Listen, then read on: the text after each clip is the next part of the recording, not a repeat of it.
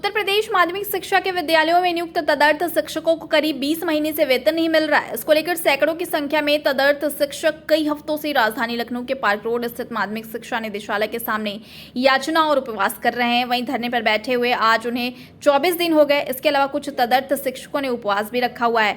तदर्थ शिक्षकों का कहना है कि करीब 20 साल से माध्यमिक शिक्षा के विद्यालयों में सेवा दे रहे हैं। वहीं बिना नोटिस दिए करीब बीते 1 साल से उनका वेतन रोक दिया गया है। उन्होंने कहा कि ऐसे में वेतन नहीं मिलने से उनकी दयनीय स्थिति हो गई है। बूढ़े माँ बाप की दवाई से लेकर बच्चों की पढ़ाई प्रभावित हो रही है। साथ ही उन्होंने माध्यमिक शिक्षा विभाग के अधिकारियों पर आरोप लगाते हुए कहा कि माध्यमिक शिक्षा विभाग ने वेतन रोकने का कोई लिखित आदेश नहीं दिया है।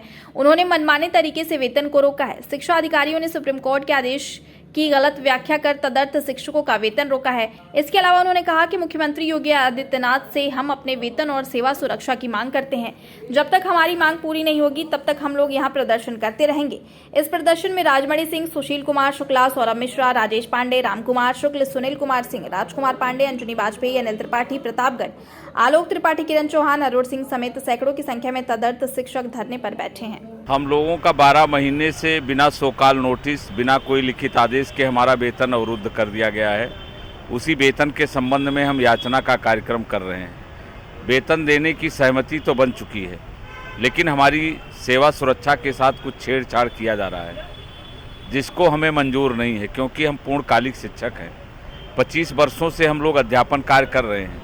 राजकोष से संपूर्ण वेतन भी पाते थे, सारी उपलब्धियों को भी हम प्राप्त कर रहे थे। सुप्रीम कोर्ट के आदेश की हवाला दे करके ये हमारे साथ जो है कुछ नाइंसाफ़ी करना चाहते हैं। उस नाइंसाफ़ी का हम लोग पुरजोर विरोध करते हैं। हम पूर्णकालिक शिक्षक थे, हम पूर्णकालिक शिक्षक हैं और हम पूर्णकालिक शिक्षक बने रहना चाहते हैं। हमारी यही अंतिम मांग है कि हमारी जो सेवा सुरक्षा है उसको सुरक्षित कर दीजिए। जो हमें मिल रहा है एज इट इज वैसे मुझको बने रहने दीजिए।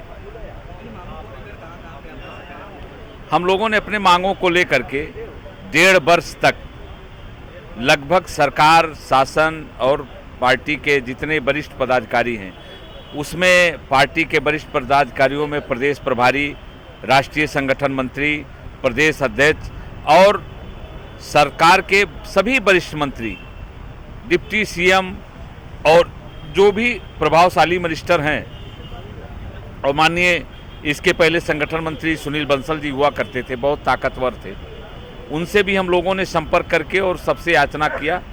हमको संतोषजनक जवाब तो मिलता था, लेकिन हमारा संतोषजनक कार्य नहीं होता था।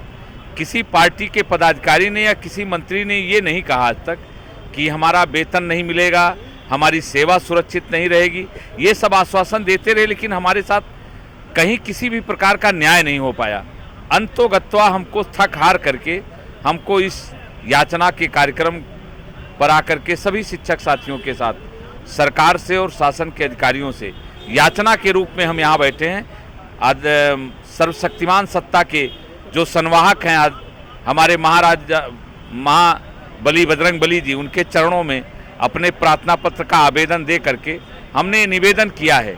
जो अधिकारी गण हमारे मुख्यमंत्री जी को भ्रमित करने का काम करते हैं, हमारे मुख्यमंत्री जी को बजरंग बली जी सही दिशा की तरफ और हमारे परिवार के संरक्षक के रूप में उनका ध्यान आकर्षण करावें, जिससे हमारे बच्चों की, हमारे परिवार की परवरिश हो सके जिस तरीके से पहले होती रही है।